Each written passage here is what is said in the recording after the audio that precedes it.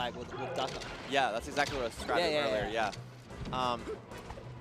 Yeah, and like there's different things. Like I know the zoo for a long time was like taking the laser, dashing back, and doing a down air, and the down air hitbox is just like so big that if Falco runs in to try to punish it, he will take a fair amount of damage.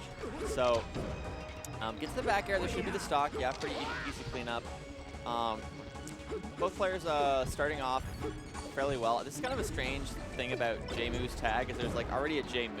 Oh so yeah, don't like, tell me. There are multiple Tuesdays in this tournament. Yeah.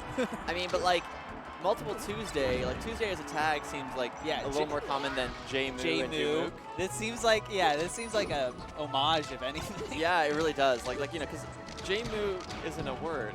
Like, yeah, that's true. That's true. That's true. But I've seen Rom play. I'm pretty sure I've heard of Rom. I've heard of J-mook, but I've not heard of J-moo. Yeah, the cow version.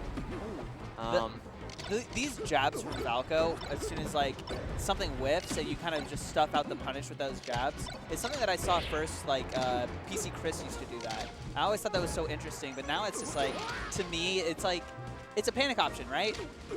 You're banking on them coming in with something that could be stuffed with a jab, and you're risking getting crouch canceled or grab out of it. No, absolutely. Again, you know, you're going back to that kind of panic button, panic option. Such a huge part of Melee. Really good forward smash there too, calling out the side B with a read. And we're back to even stocks on both sides. Both of them kind of just, trying to find another opening, and this will be a pretty big one. I like the immediate down smash there. There's a thing that happens when you're edge guarding Falco where you catch the side B with the first laser, and then they can just immediately spam a second side B, and it's so quick that like, if you don't just do, like it's unreactable, so you can't just like try to cover it in some way after the laser. You have to preemptively say, I'm gonna do a laser and then immediately down smash, do a laser and do another laser and hope that they go low enough that they can't grab, or something else. And we saw that there in that situation. Like it was good coverage.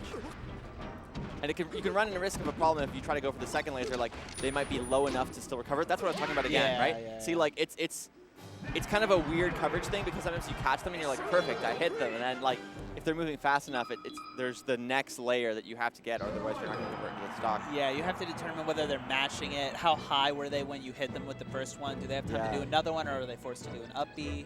And this is funny because like on a low level, side B to the edge is just kind of like a sort of almost like not a scrubby option, but a way too common option.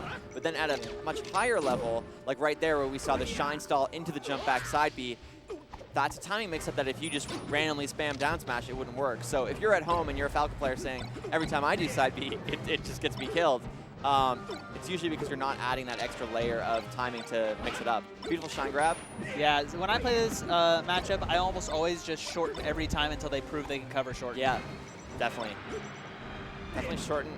That's what makes Falco's recovery so good. Like I have a whole video essay that I'm going to do at some point about like the misconceptions around Falco's recovery, because it's really viewed as something that's like a weakness of his, when I would actually say like he's got one of the best recoveries in the game. Exactly. He absolutely has one of the best recoveries in the game.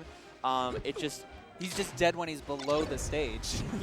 But he's got a ton of mix-ups. It's like not only is he dead below the stage, but also if you do the same thing every time, like Falco suffers from like, if you call out my option, you will kill me. Yeah. But I have so many options that like ideally you're not just able to call it out every time. That was one of the few situations where it was kind of an easier edge guard that they could have just grabbed ledge. Once again, I think that would have been a time to grab ledge, but grabbing ledge can be tricky if you're not ready to do it quickly. All right, game 2, not as close as game 1. No. It was a really good game 1. Well, not that this is a good game, but it's a lot less close. Rom just kind of looking like there's going to be a 2-0. I was actually kind of like, damn, that's a cool up air, and then it gets quite a bit of damage reversal from it. Nice. Oh. They're doing custom combos now. They're all just, they're getting cool with it. Yeah. Pretty quick set. Rom looking in control, especially in that second game, but good stuff for J.